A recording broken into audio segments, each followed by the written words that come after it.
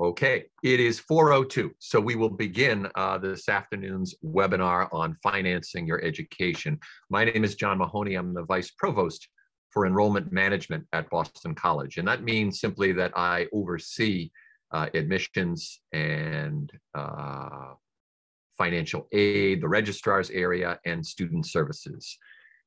We are delighted that you're able to join us. I want to extend my warm congratulations to any students that are on this session this afternoon. I suspect there are very few, but there may be a couple. I think we probably have mostly parents joining us this afternoon, given that the topic is cost and financing of an education. But again, I want to extend my warmest congratulations to the students who've earned admission to Boston College this year, and of course to the role that the parents have played in supporting them through these past 4 years, but particularly for this graduating class of 2021, the last year and a half, because certainly the conclusion of their high school experience has been upended in a way that they could never have expected. But more importantly, I think about how their college admission process has been upended as well. These students have been unable to get out on the road at about this time last year and start looking at colleges and universities, doing tours, doing information sessions. They lost the summer, they lost the fall. Most colleges and universities have not been able to offer any kinds of tours or information sessions or campus programming given the pandemic. We've just resumed campus tours for admitted students only with one parent, and you can still go to our website and perhaps register for one of those tours before the end of the month. The last day is April 30th. Of course, we'll continue with our virtual programming as well. And we hope that what you've witnessed so far has been helpful in allowing you to learn more about Boston College. And we've got some very interesting programming still to come with sessions with faculty, with students, with administrators, with alumni. We invite you to please take advantage of all that programming through the end of the month as we approach the May 1 deadline. This afternoon, the topic, as I said, is the cost of education, higher education, which is something that is constantly in the news today, whether it be public education or private education. Certainly, it represents a significant challenge for families today, and meeting the cost of higher education is one of the largest investments that families will make today. And yet, it's also one of the most important investments that they will make because it is so critical to students having a successful future. It was back in the year 2015 that New York Times columnist and author David Brooks appeared on our campus. He was actually speaking at the freshman convocation each year. That's one of the traditions at Boston College. Our incoming freshmen will read a book over the course of the summertime, and then the first week of school, they'll have an evening in Conti Forum, and the author will be there to address them. So David Brooks, again, New York Times columnist and author, had published a book called The Road to Character. And he was on campus for a couple of days leading up to his evening session with our freshmen. And I was able to attend a luncheon with him. Some faculty and staff were there. And he said something that really resonated with me, given this issue of the high cost of education and the way that technology is advancing. Mr. Brooks said at the start of his remarks at the luncheon, he said, if bricks and mortar institutions are going to survive moving into the future, they're simply going to have to offer something more. It won't be enough to offer simply a first-class education.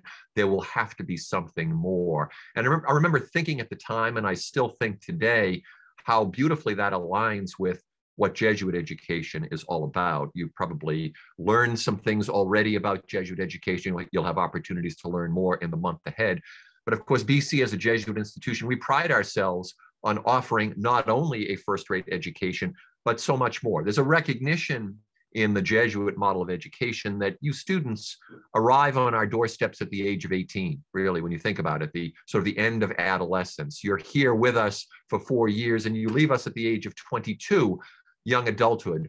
That's a critical phase in any human being's development. And it's not just intellectual. It's social, it's emotional, it's psychological. There's so many things happening during that 4-year period. And Jesuit education really does offer something more. And one of the tenets of Jesuit education actually is summed up in a Latin word, magis. We really encourage our students to strive for the more. We want them to be men and women for others. We want them to receive an education of the whole person. This is not just about the mind, it's about the heart, it's about the soul. It's about really reflecting upon not only what you want to do with your future from a professional standpoint, but also what you really want to do with your life. And BC, throughout the course of the 4 years as a Jesuit university, offers students numerous opportunities to engage in this kind of reflection and discernment through core curriculum courses, freshman topics seminars, cornerstone courses, halftime retreats, 48-hour retreats, capstone courses, always encouraging students to really be thinking about who they are as human beings, what kinds of lives they want to live. Jesuit education really asks students to think about what constitutes a truly good life, not just a successful life, but a meaningful and fulfilling life as well.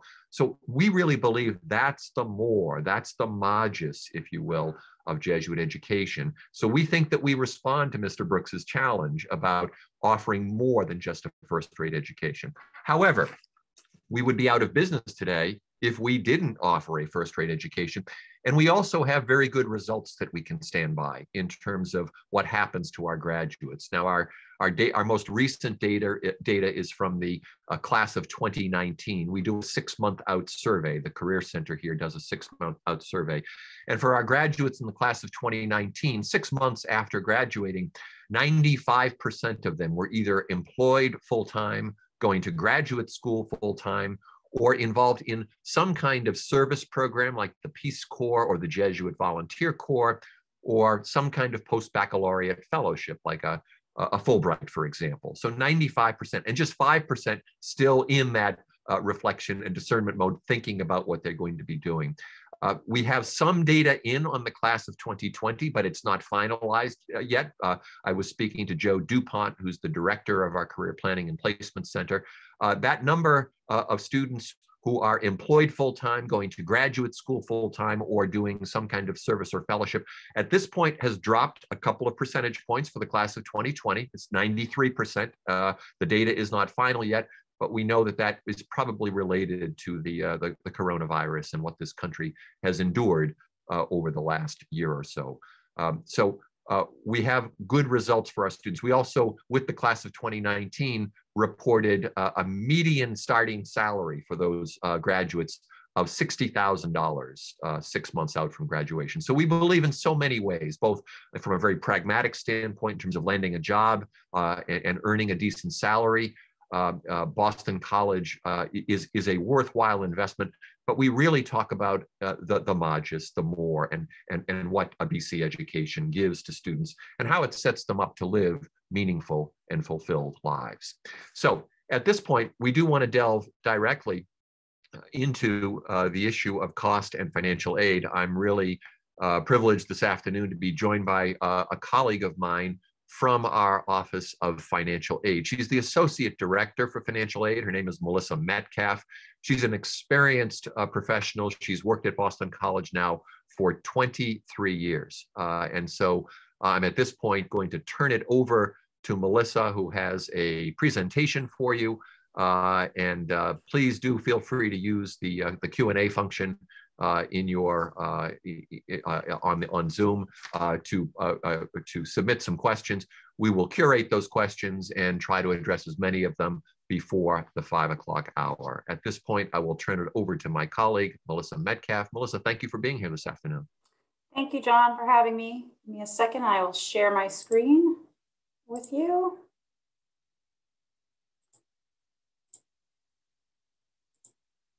Okay, great. So welcome to our session on financing your education here at Boston College. As John said, my name is Melissa Metcalf, and I'm the Associate Director of Financial Aid at Boston College in the Office of Student Services. And today we're going to talk to you a little bit about our office, the financial aid process, and then we'll get into a little bit into how to finance and pay the bill. Feel free to ask questions. If we can't get to your questions today, We are available by phone, email, all week long. So if you have any questions, feel free to reach out to our office. The Office of Student Services is located in Alliance Hall, which is on Middle Campus. We are actually a one-stop shop model where we have the student accounts, financial aid, registrar, credit and collection, and then some auxiliary services like the ID and parking. So at some point, you will interact with someone in student services at some point in your career here at Boston College. This information here is our website, our 800 number. So this would be how you would get into contact with any of us. If you want to check your financial aid status, we have a link here at bc.edu/finaid-app. And all of your materials can either be emailed to us there or uploaded in our up into our portal, excuse me. So applying for financial aid, hopefully you've already started this process. We've already been awarding students as early as December and as recently as yesterday.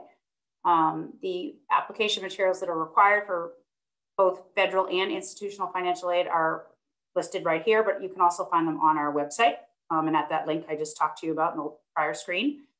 So everyone needs to fill out their Fafsa, which is the free application for federal student aid. And like it says, it's free. Anyone that is trying to charge you for this form should not be doing so. It is a free form.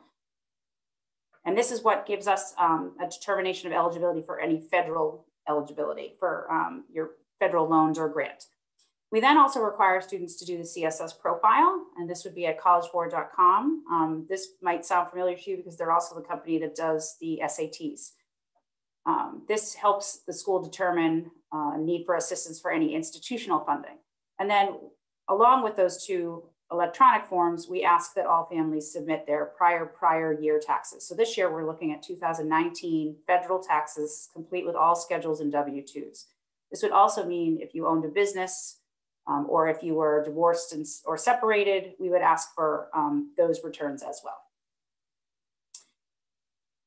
Timeline for this process, for the ED, Early Decision 1 students, we reviewed their awards in December. For Early Decision 2 students, we awarded them in February. And then the Regular Decisions students received theirs last week in March or so, the 25th.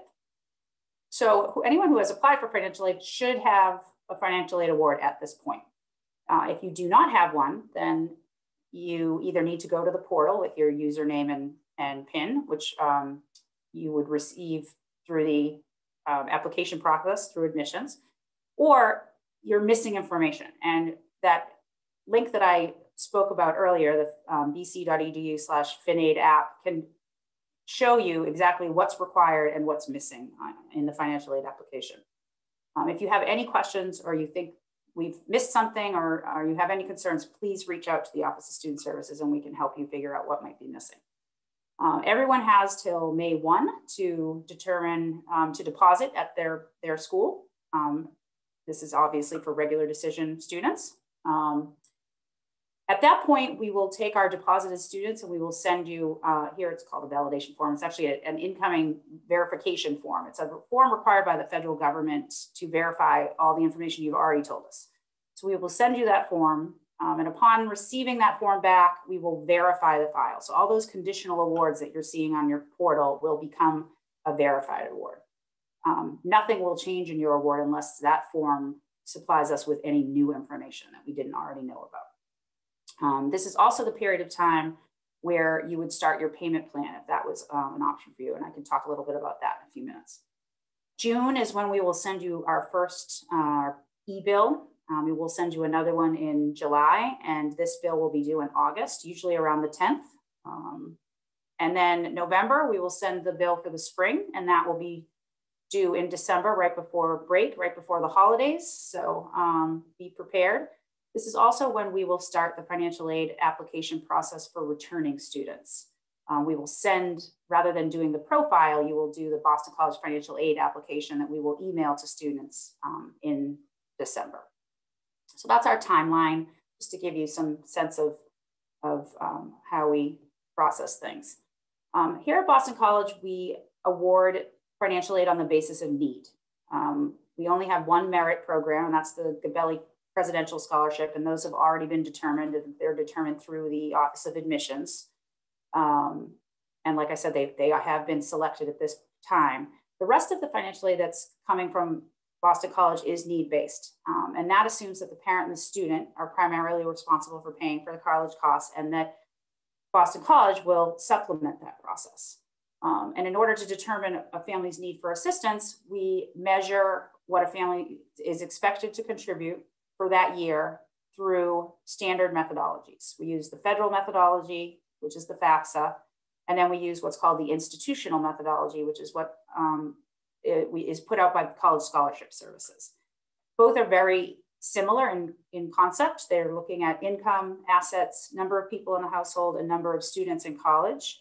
But the institutional formula looks at more data and makes more allowances against some of that data. And we believe that it just gives a better depiction of the family's ability to pay.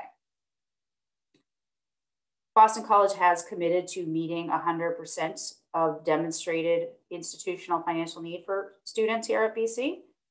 We do this through a combination of grants, loans, and work. We are one of 20 Jesuit universities in the country that not only meet full need, but are need blind. And so we're very proud of that and are very committed to funding these students and their education. And thus far, we've spent over $146 million in institutional, federal, and state scholarships and grants just this year alone. So hopefully we'll continue to meet that mark and meet students' demonstrated need. So just some vocabulary to get to know. My entire industry speaks in acronyms and nobody understands the word we're saying. So you're gonna see or hear things like COA, and this is the cost of attendance. It's another word for the budget in what we award you within. And that budget is an estimate of tuition fees, room, board, books, supplies, transportation, and miscellaneous or personal expenses. It includes billed costs as well as costs that the family will incur that we are not billing you for. And this is the framework with which we award you within. The EFC, which hopefully you're a little familiar with from filling out your FAFSA form, stands for expected family contribution. And this is the measure of what a family is expected to contribute for that year that they fill out this form. With the two formulas that we're using, we're determining two expected family contributions, and they can often be very different depending on the information that's within the formula. And finally, you're going to hear the word need a lot. And this is just another word for eligibility. I think need can carry it's a loaded word and can feel emotional. We are not making any judgment about what we think you need or don't need. It's just simply another word for eligibility. And we take the cost of attendance, subtract the EFC, and the difference is your financial need or your eligibility. So this is pretty much what we do. This is the formula. The tricky part is this middle part, the expected family contribution. And that's what our skilled staff works very hard at learning and training, and most of their day is spent determining expected family contributions. So here is an example of what a financial aid award would look like. So using the example of the cost of attendance being $80,000, which I know is a frightening number, but then we've determined your expected family contribution to be $35,000. That's what the family's expected to contribute toward the education for that year out of all of their resources. So subtracting the EFC from the cost of attendance, it gives us a need of $45,000. From that $45,000 need figure, we would build an award of work study, a direct loan, and then make the difference up with grant or scholarship. So here's an example of the work study for a freshman would be $2,800 for the year. The subsidized portion of the direct loan, which is another word for the Stafford loan, as you and I might remember it from when we were in college. Same program, they just changed the name. And then finally, the student in this case would be eligible for $38,700 of grant money, which is money that is not paid back. That's free money. So the total aid in this case would be $45,000. So that's how we determine your eligibility for financial aid here at BC. Quick little, some comments about award components. The work study is not, it's more like a placeholder within the financial aid award. It's money that's paid directly to the student for hours they work. So the student's going to have to come in to the university and get a job, find a job like they would anywhere else, reach out to the department or the office. There might be an interview. And then the student will, once they're hired, the department or the office will work their schedule out, so, taking into account their class schedule. They work a minimum of 3 hours a week to a maximum of 20 hours a week. They're paid through direct deposit. Usually the positions are available starting opening weekend, which is late August, usually around Wednesday before the students move into campus. And just like you and I, when we get a job, the students have to have their original documentation to fill out their I-9 form, which is proof of citizenship, and then their M4 and W4, which is our state and federal tax documents, tax withholding. So they'll need a social security card, a birth certificate, a passport, something of that sort to fill out those forms once they arrive here on campus. For more information about available positions or the work study program, you can go to bc.edu/student employment. There's also availability to work for students that aren't eligible for work study or don't want to work through a work study program. There are local families, vendors that list available jobs through collegehelpers.com, which is also a link available on our website. Direct loans, every student will be considered for a direct loan. Whether it's subsidized or unsubsidized depends on what their federal need is. Subsidized means that the interest is being subsidized or paid by the federal government while the student is enrolled at least half time in a degree program. Unsubsidized means that the loan will be accruing interest during the period of time that they enroll, but it's deferred and then eventually capitalized with the principal. Currently, the direct loan is at 2.75%, which is a really good rate. That's fixed, and it is reset annually on July 1st. There is an origination fee. It's 1.057%, and this is money that goes back to the department for lending the money. Like I said, both interest and principal are deferred for the subsidized loan, and repayment begins 6 months after the student ceases to be enrolled. So in most cases, that's graduation, but sometimes that may mean if the student withdraws or takes a leave of absence. And the standard repayment term is 10 years. There is no prepayment penalty. And then grant, obviously the other component is free money, does not have to be paid back, and is determined through need through our formulas. Another question we get a lot at this time of year is outside aid or outside scholarships and how we treat them and how they impact the student's award. We, as a need-based financial aid school awarding Title IV funds, are required by federal regulation to count outside aid or outside scholarships as a resource within the financial aid award. We try to do this in the least penalizing way as possible to students. So we will replace their loan and work before we will replace any Boston College grant money. So that would mean several thousands of dollars students could receive without having a negative impact on their need-based grant. Where do these scholarships come from? I think the best place for students to find these scholarships is right in their guidance counselor's office or the administration office at their high school. Most local agencies will post scholarships there, and the school will have a list for students to apply to. Every school does treat these a little differently, so you'll want to ask around if you don't plan to come to BC. I just told you how BC treats them, but it is a good question to ask other schools if that's where you're planning to go. You know, I think parents always ask, are they worth the work? Absolutely. Some of them require an essay or an application to be filled out, but most of your students have already done this for their college applications.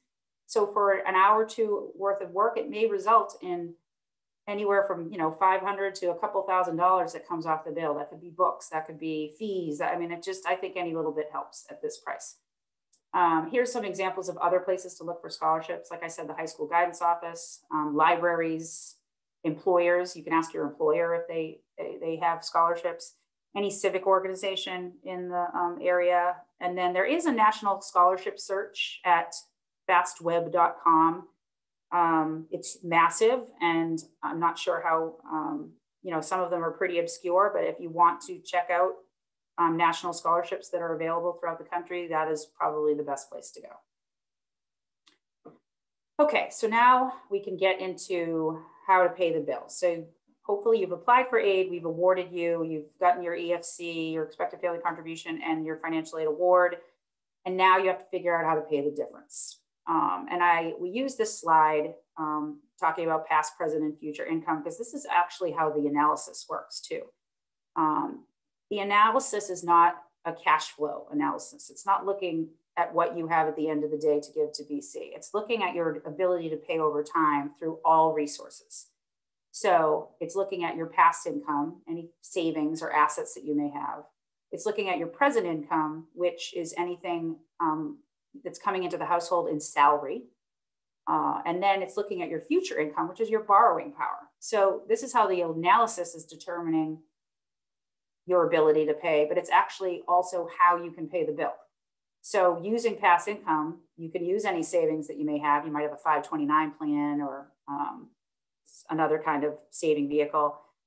Any present income, if you plan to pay out of pocket through salary, we do have a 10-month payment plan. There's information on our website. It'll also be sent out to you in materials once the students deposit. But you can contract for as little as $1,000 to the entire bill if you choose. And like I said, it's paid over 10 months. So you can spread the payments out over the year rather than paying half in fall and half in spring. And then finally, future income, you can borrow, you can finance the education. You can also do a combination of both financing and payment, a payment plan. Here's an example of what some combinations would look like. Say you have a $10,000 balance due. You have the option to contract with, I think it's Nelnet that we're using for our payment plan, the entire $10,000 amount. And that would be $1,000 a month over the 10-month period. There is no finance charge. There's a one-time annual setup fee. I think it's like $30. I should probably know that. I apologize. But there's no finance charge for every month. So you're contracting for the $10,000 and you're just paying that $1,000 a month for 10 months. Say that's too much for you. Maybe you want to finance that $10,000. An example of financing that I'm using in this example, the PLUS loan, which is the parent federal loan through the Department of Ed. The interest rate is at this time 5.3% fixed. It's not the best loan, I will tell you right now. There's a 4% origination fee, which is unheard of these days. However, it is a fixed rate that I know, so that's why I'm using it as an example. But using the PLUS loan at 5.3% fixed over a 10-year payment period, borrowing $10,000 would be $107.50 a month over the 10 years. So that might be something that's easier for your family to afford. Say you want to do a combination of both. You may want to pay a little out of pocket and borrow the rest. So if you wanted to pay $5,000, you could pay $500 a month over the 10 months and then finance the other $5,000, and that would be $53.77 a month over the 10 years. So in total, you'll be paying $550 a month versus the $1,000 a month. So as you can see, you can be as creative as possible. There are a lot of options out there. And our office is more than happy to help you figure out the best course of action for you and your family. So if you do plan on borrowing or financing, there are several factors that you should be considering when choosing a loan. Like I said, there's many options out there for you, and I'll give you a few resources in just a moment, but you can use whatever lender you want. You can use your personal lender, your credit union. You can pay the bill in any way you choose. We'll take the money. But we do have some historical relationships with lenders, and we have some tools that you can use to help make this decision if that seems overwhelming to you. First, when you're borrowing, you want to know or make sure you understand whether the loan is federal or private. One is not necessarily better than the other, but they are very different in how repayment terms work. Federal loans tend to have, they may be higher interest rates, but they have repayment benefits that are tied to them, like deferments or forbearances, or they may even have forgiveness programs tied to them. Whereas private loans, although they may be more competitive in rates or have more options for rates, most of them are immediate repayment and don't have those other repayment benefits tied to them. So it's just important to know which loan you're borrowing. Obviously, you want to take into consideration the interest rate. The higher the interest rate, the more you're going to pay over time. Many of them, both federal and private, have, well, many of them have options to be either fixed or variable. And again, one may not be better than the other. It really is what's best for the family, both financially and emotionally. Some people like to have the fixed rate, which may be a little higher, but they know exactly what the payment's going to be every month and there's no surprises. Whereas others may want to take the risk and go with a variable rate that's subject to change. Again, whatever is best for the family is fine, but you want to know which one you're borrowing because it will impact the amount you're paying over the course of the life of the loan. We just talked about fixed versus variable.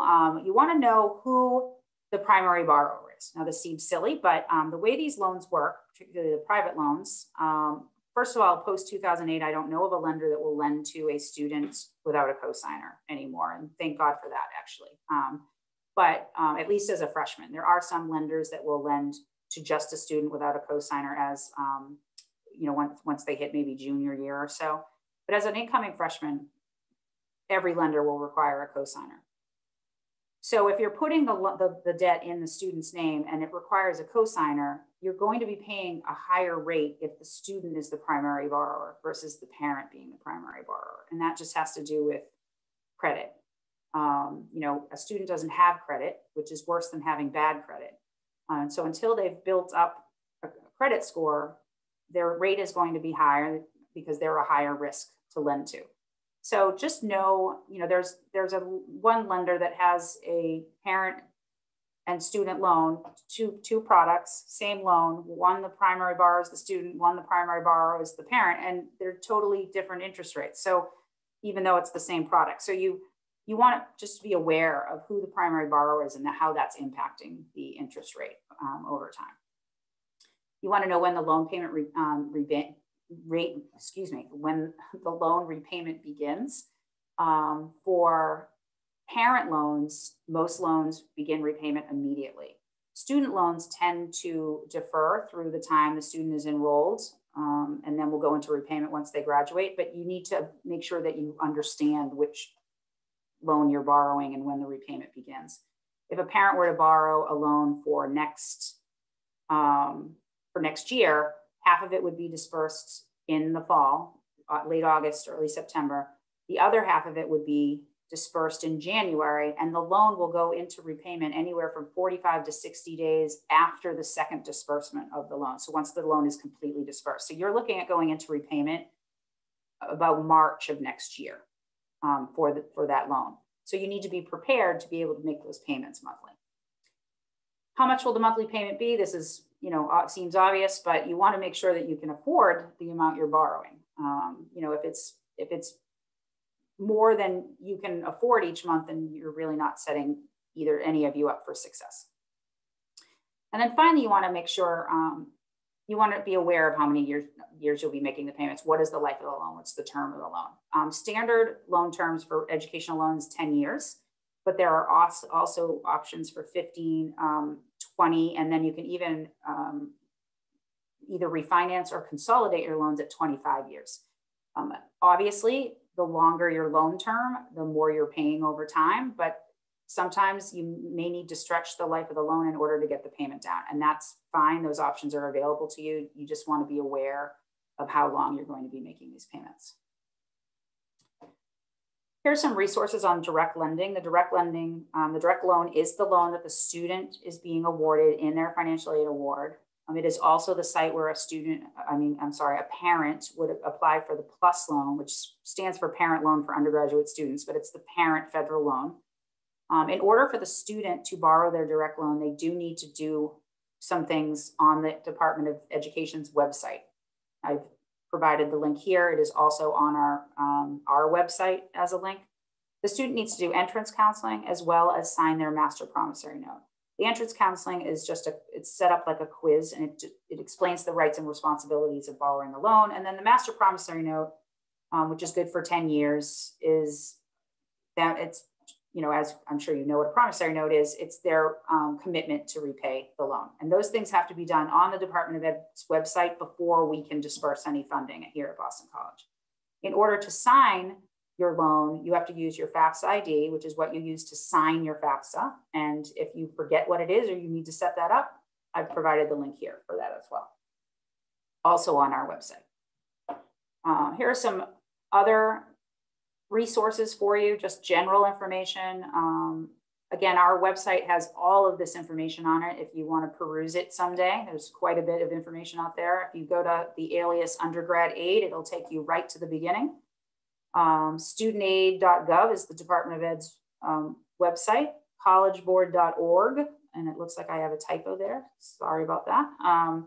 Collegeboard.org will give you information not only on the profile that we use to determine eligibility for grant aid, but there's a lot of really great general information about financial aid as a whole there. And then finally, this alias on our website, bc.edu/DL, which stands for direct loan, will take you right to the place in our site, which has all the interest rates, all the links to the federal sites that you need to go to do entrance counseling and signing your promissory note.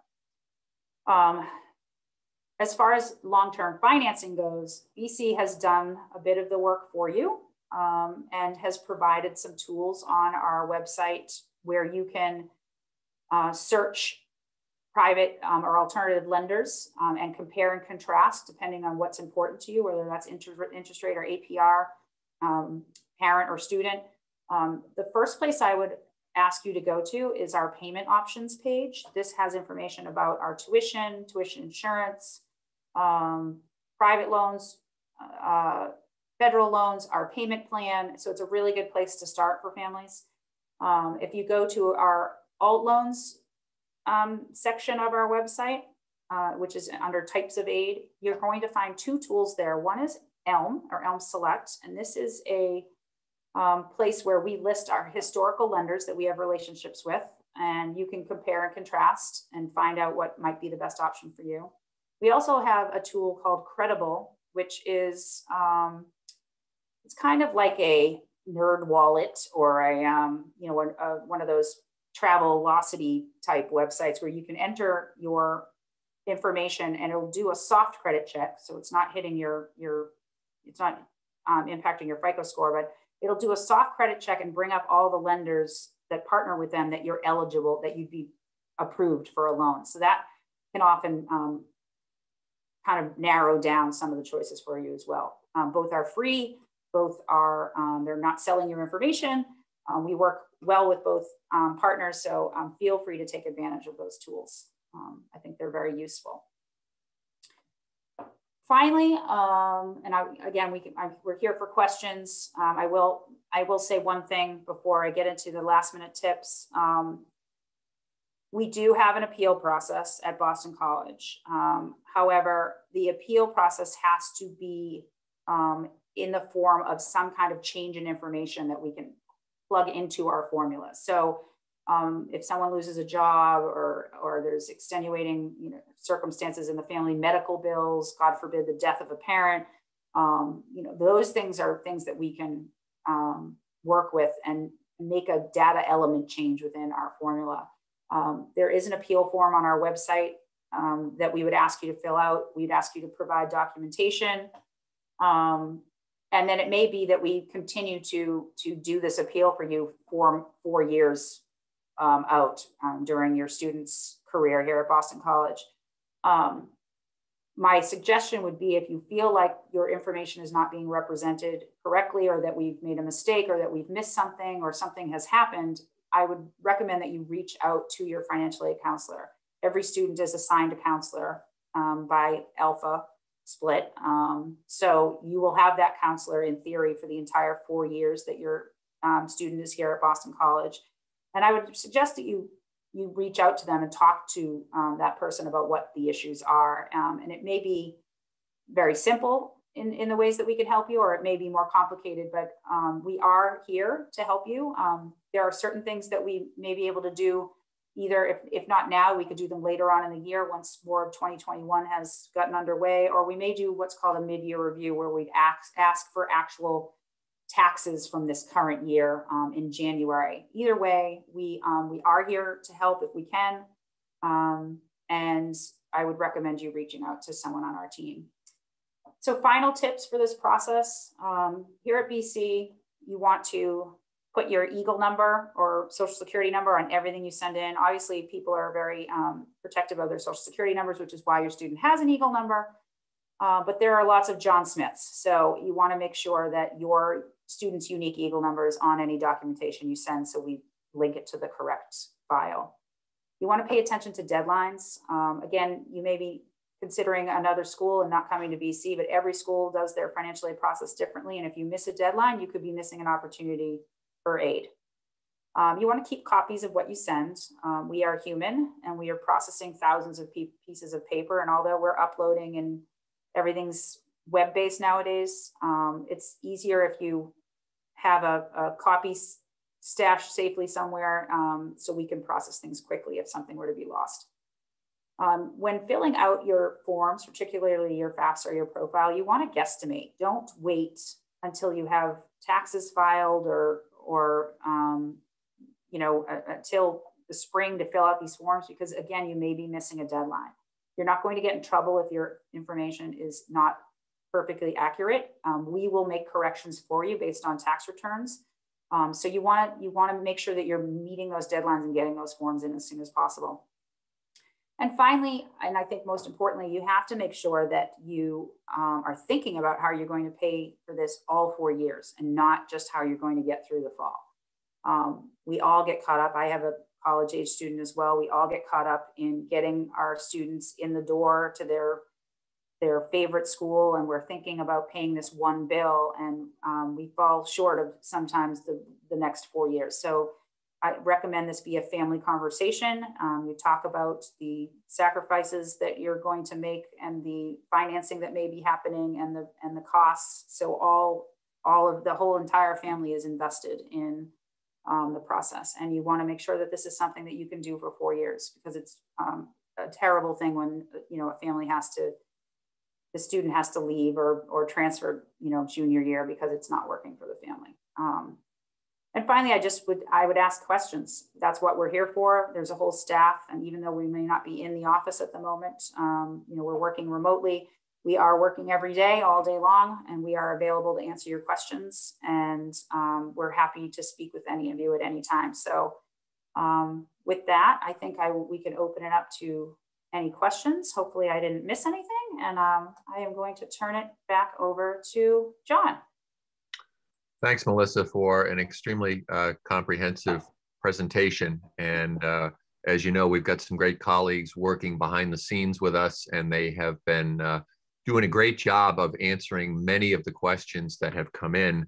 And so a lot of that has been taken care of for us. But I see a couple of themes emerging here, questions that have been asked a couple of times. So maybe it's worth just underscoring some of the points that you made. There seems to be some uncertainty, I think, about that first year that you come in with a financial aid award and with a BC institutional grant. And I'm going to sort of combine questions here. Is that grant going to be the same for all 4 years? And is it tied at all to your grade point average? You and I know the answers to these questions, but again, they see the different variations on them keep cropping up. So maybe just, on the front end, you and I both know things change, but maybe just to underscore the fact that people do need to reapply each year, circumstances change. BC as a need-based institution looks at need each individual year and makes the appropriate award. Maybe you could just talk about that a bit more. Yeah, well, you basically said it. We do ask that you reapply every year. However, unless there's some major change in income, assets, or the family dynamic, meaning number of kids in college, or maybe a sibling moves out, you can expect a similar award each year. Other things that may impact changes would be if the student was living on campus versus off campus or started commuting from home, so the budget could impact. If a student went abroad, that may impact the overall award, but we do try to be consistent each year with the grant amounts. But if anything changes in your financial aid award, it's because something has changed in your family information. So yes, you can expect a consistent award each year unless something has changed. Sure. As far as GPA goes, the student has to be making satisfactory academic progress as determined by the dean and the university. So that is monitored, but the student has to have a pretty low GPA in order to not be eligible for the financial aid. So probably not something you need to worry so much about, but we do have more information on our website about the satisfactory academic progress requirements at Boston College. And as long as the student is maintaining minimum satisfactory progress, then their whatever grant is awarded will stay, certainly. Okay, so let's just stay on that topic of the advantages of being a need-based institution. You talked about the change in family circumstances. A couple of things can change. I can't remember if you covered it in your presentation. You might have, but certainly, a family that comes in with an award, but a job loss happens, things like that. I think just to emphasize that BC tries as best as possible to be reactive, responsive. Maybe you just talk a little bit about if that were to happen. And certainly we've had stock market crashes in recent years. We've had a pandemic that has affected people. It's not an immediate reaction. We're going to work with a family. Certainly, we want to help to maintain the student at the institution. But just a little bit about that. And I think you mentioned a number of siblings in college. That also affects the need formula, correct? Yes, that actually is one of our biggest changes each year that always seems to catch families by surprise. If you have two in school and we're making an allowance for two in school and then that sibling graduates, you're going to see quite a big impact on the financial aid because we're no longer allowing for the two costs of education. So like I said, that always seems to catch families off guard. But on the other side of that, if you have a sibling that enrolls in college, we will make an allowance for that as well. So you'll see more aid. As far as circumstances changing and helping families out, obviously, the most popular appeal is a loss of income due to either a job change or this past year, a pandemic. Everybody lost their job and was on unemployment. So we did quite a few appeals. We do react to those and help families in any way that we can. However, depending on the time of year, we may put off the timing of when we review the financial aid appeal. For instance, right now, it's the way in which we would help a family would be instead of using prior year, meaning the 2019 taxes, we would look at what was happening in the family right now in 2021. And we would project what 2021 income would be. At the moment, it's really early to be estimating 2021 income because we're only at the beginning of April. So we may ask you to wait until the summer so we have at least 6 months under our belt of 2021 so we get a better picture of what that's going to look like. Sometimes when families have complicated financial circumstances, like they own businesses or there's a startup, we might even ask you to wait till the end of the tax year. And then that's what we call a mid-year review. It's actually a mid-academic year review. Where we would ask for actual 2021 taxes, not just estimates. So it's not always in the time frame that families would like us to react, but we do appeals for families that are in job loss situations, and we do them all the time. We do them all year long, but it may mean documentation. It may mean waiting a few months for us, but we will go through all of those details with families as they call. And let's just talk about that direct student loan. There are subsidized loans, there are unsubsidized loans, and we do, as you emphasized, a financial aid package from Boston College will include an institutional grant, a loan of some kind, and a work-study job. Could you just talk about over 4 years, BC really in meeting need is committed to just offering one loan per year, but that direct student loan does rise throughout the course of their time at BC. Could you just talk about that? Because ultimately, we would like families to have a good sense of what their indebtedness is, at least through loans that are awarded by BC to meet need. Yeah, so the student loans that are awarded to the student in their financial aid award, there's a limit on the amount that the federal government allows us to award. So for freshmen, it's $3,500 in a subsidized direct loan, and then an additional $2,000 in unsubsidized, which I didn't talk about. I didn't show in the financial aid award. We don't award it up front because it is unsubsidized, and we want to talk to families about the interest and accruing and all that. However, that subsidized amount will rise as the student matriculates. So sophomore year, they become eligible for $4,500. Junior and senior year, they become eligible for $5,500. And each year, the additional $2,000 unsubsidized direct loan. So if the student were to take their full subsidized direct loan amount, you're looking at under $20,000 for total indebtedness for a student at Boston College.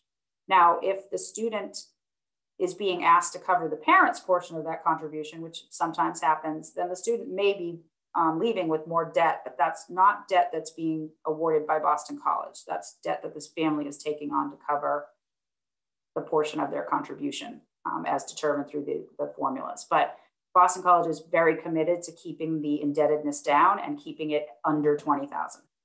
Thanks. There's a simple question that's near and dear to my heart, certainly, or it's a two-part question. How much is the deposit? So we're looking forward to students certainly depositing before May 1. The deposit is $500 and needs to be paid by that time. And when it's secured financing, do I presume that's the payment for the first semester? And bills typically are going out right now. I think it's end of June or so, or sometime in June. Usually mid-June, probably June 12th was when the first bill will go out. And it won't be due until August 10th, usually. Right. And we talked about the work-study component of the financial aid package being $2,800. One of our colleagues may have answered this already because it's disappeared. Roughly how many hours a week of work would that be for a student to earn the $2,800 over the course of the semester? Very few students actually earn the whole $2,800. I think it would be close to the 15 to 20 hours a week. However, it totally depends on what the student's being paid, which salaries can differ based on skill level of the job. I believe the minimum wage at BC is $13 an hour. But like I said, unless the student's working 15 to 20 hours a week, I'm not sure they would meet the whole 2,800, although there are students that do it. I think it's not a lot of money that the students are earning, clearly, but there are other reasons why the work-study program is beneficial. Not only are the students gaining skill, I'm not sure if families realize that once their students go to college, they have a lot of time on their hands. Right. It's not 8 hours of class all day long. So like in high school. So to get them in working a few hours a day, fills their time and keeps them busy. And it also creates the opportunity for a mentor situation. We have students that have worked in our office all 4 years. And I want to say that Brian, our colleague, might have been a work-study student at one point, and now he's an associate director. So, it does create opportunities and relationships that lead to other things. And now my box has gone to no open questions. I'll just maybe reiterate one that I did see our colleagues answer, and you covered it, Melissa, as well. But just that tricky area, excuse me, of outside scholarships. And there's a young lady who's at Boston College right now as a sophomore who was very assertive during her high school career and applied for and earned multiple outside scholarships. So I think. Really just sort of underscoring that we do encourage students to do that. And we try to, just our strategy in terms of bringing those outside scholarships in toward helping the student. We're not going to go after the BC scholarship first, rather it will go after self-help. So if you could just explain that one more time, and then I think we're going to wrap up. Sure. So as I mentioned in the presentation, we are required by the federal government to count them as resources. So unfortunately, we can't ignore, in a need-based financial aid award, we can't ignore the other scholarships the students are getting. But we do try to replace any unmet need or any, which doesn't happen anymore here at BC, but and then any work and loan before we would touch the financial aid given by the grant money given by Boston College. So on average, I guess the 2,800 and the 35, I mean, the 2,800 and the 3,500, what is about $6,100 or so, $6,200 that the student could get in an outside scholarship before we would really touch any grant.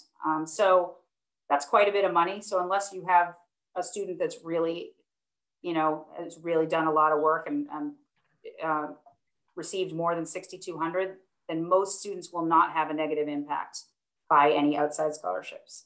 But occasionally when the student gets the $10,000 scholarship, unfortunately, we have to make room for it. If you think about it as a bucket, you were filling a barrel, you start with the EFC and then the loan and then the work and then the grant. And when we pour in the outside scholarship, something overflows. We have to keep it within the bucket. So, that's why we have to, that's why it impacts the grant sometimes. But like I said, under $6,200, it shouldn't have a negative impact for students. Right. We award up to need, and if the outside scholarship exceeds the loan and the work study, then we would replace Boston College institutional money with that outside money. That's the way that it would work. Great. So once again, Melissa, thank you for your time and your expertise here this afternoon. Thanks to our colleagues behind the scenes. I want to just end this afternoon's webinar by once again congratulating the students for work well done under particularly difficult circumstances over the course of the past year. You've really risen above these challenges in so many ways, both academically and being very creative in what you've done outside of school. And I think, while this has been a challenging year for all of us, and one that hopefully we'll be able to look back upon and feel as though we've done well through it. I think the good thing to look forward to here is that you may be able to begin your college career in September with not all of the restrictions that you've had over the last year and a half. I think about our freshman class this year. We've been totally on campus. We've maintained distancing. We've maintained masking, but we have 90% of our students on campus this year. 40% of the classes have been totally online, 20% have been hybrid, and 40% have been face-to-face. That's not ideal, but we really felt strongly about bringing students back, and they really wanted to be here. What's really suffered, and I'm sure you all feel this as well, is social interaction and extracurricular involvement. We're hopeful that when the doors open in September of 2021, that many of those restrictions will be relaxed. We wish you good luck as vaccinations roll out, and we're hoping for a somewhat normal 21-22 academic year. We thank you for your time here this afternoon. We congratulate you. We encourage you to be in touch with both the Undergraduate Admission Office as well as the Financial Aid Office if there are any other questions that we can help you with. But for now, enjoy the rest of the weekend, and thank you for joining us.